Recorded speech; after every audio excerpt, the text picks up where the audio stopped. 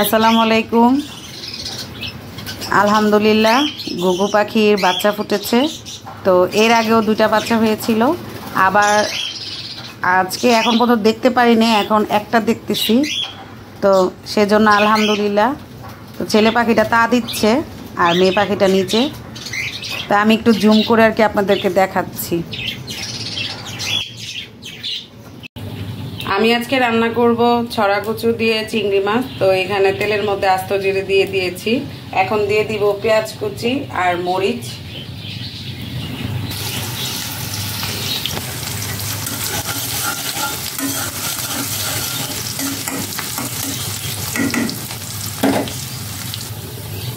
তো আমার পেঁয়াজটা এখানে লাল লাল হয়ে এসেছে। আমি এখন মশলাগুলো দিয়ে দিব। আর এই যে এখানে নিয়ে নিয়েছি একসাথে লবণ, ধনিয়া গুঁড়া, রসুনের বাটা, হলুদের গুঁড়া, মরিচের গুঁড়া, জিরা গুঁড়া। আর এখানে আমি কচুগুলো হালকা ভাপ দিয়ে নিয়েছি। আমি সবসময় কচু রান্না করার সময় হালকা ভাপ দিয়ে নিই। আর এই যে চিংড়ি মাছ ধুয়ে নিয়েছি। তো আমি আগে চিংড়ি মাছগুলো দিব এখানে। আমি আগে চিংড়ি মাছগুলো দিয়ে দিচ্ছি।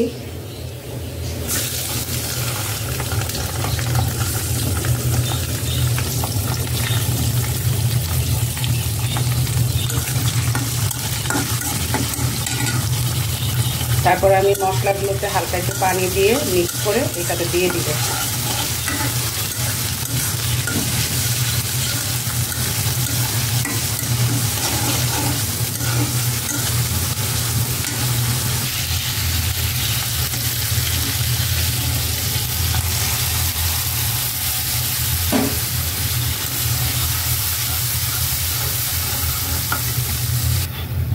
তো একটু মশলাটা কষানো হোক আর চিংড়িগুলো এই মশলার সাথে কষে যায়।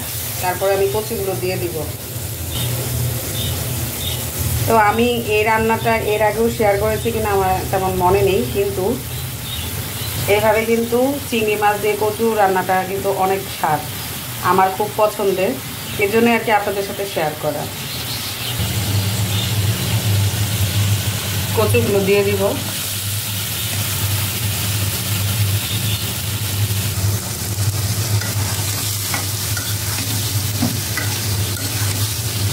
কচুগুলো দিয়েও 2 মিনিটের মতন একটু কষিয়ে নিব। তারপরে আমি পানি দিয়ে দিব।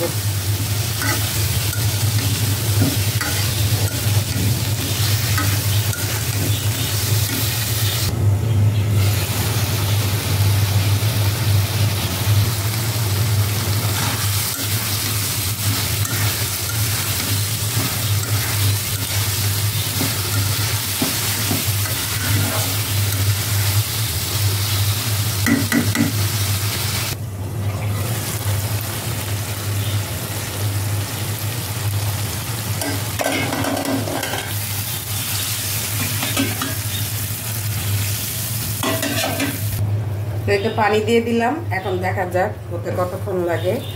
হতে থাকুক, তারপরে আর কি কমপ্লিট হওয়ার পর আপনাদেরকে দেখাচ্ছি।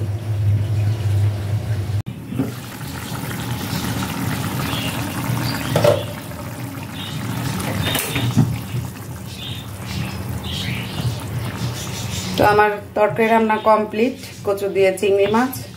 আর আজকে দুপুরে আমি খাওয়া দাওয়া, এই যে এখানে জালি কুমড়া ভাজি করতেছি। মানে করতেছি বলতে কি করা শেষ, এখন জাস্ট একটু চুলাটা কমিয়ে বসিয়ে রেখেছি।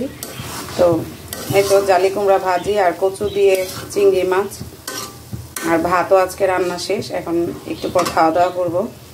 তো এই তো কেমন লাগলো রান্না বান্না অবশ্যই কমেন্টস করে জানাবেন।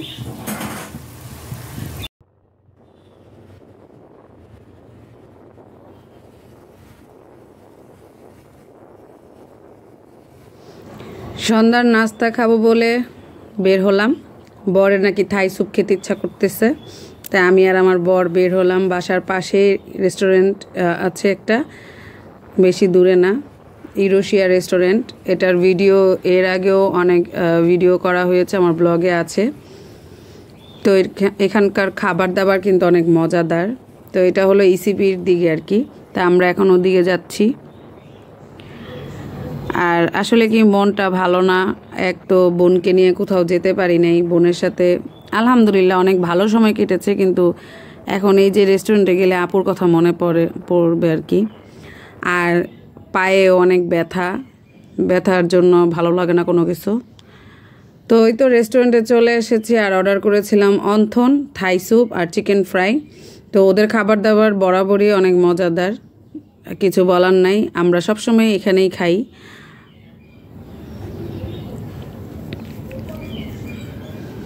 আর খাওয়াটা এমন সময় হয়ে গিয়েছে যে আমার আর আমার বরের ডিনারের মতন হয়ে গেছে, মানে রাতের খাবার আর খাওয়া লাগবে না আমাদের। তো এই প্রথম ইউরোশিয়া রেস্টুরেন্টে দেখলাম ওয়েলকাম ড্রিঙ্কস দিল আমাদেরকে, তাও আবার কি গাজরের জুস। তা আমি প্রথমে মনে করেছি গাজরের জুস হয়তো ভালো লাগবে না, পরে আমার বর বলতেছে না মজা হয়েছে, খেয়ে দেখো। তো আলহামদুলিল্লাহ আসলেই অনেক টেস্টি ছিল। আর এই যে স্যুপ খাচ্ছি, চিকেন ফ্রাই।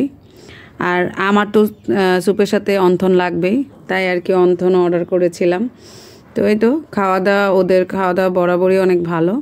তারপরে আর কি বিকালে সন্ধ্যায় আর কি চা খাওয়া হয়নি, তো কফি অর্ডার করেছিলাম একটা, কারণ আমার বর খাবে না। আর আমার কফি বরাবরই ভালো লাগে, চা কফি যেটাই হোক আমার খুব পছন্দ। তো এই তো কফি খাচ্ছি। তো ভিডিওটা কেমন লাগলো অবশ্যই কমেন্টস করে জানাবেন। আজকে আপনাদের জন্য এতটুকুই শেয়ার করা আর কি। তো ভালো লাগলে অবশ্যই একটা লাইক দিবেন আর আমার পাশে থাকবেন। তো আজকের মতন এতটুকুই, আল্লাহ হাফেজ।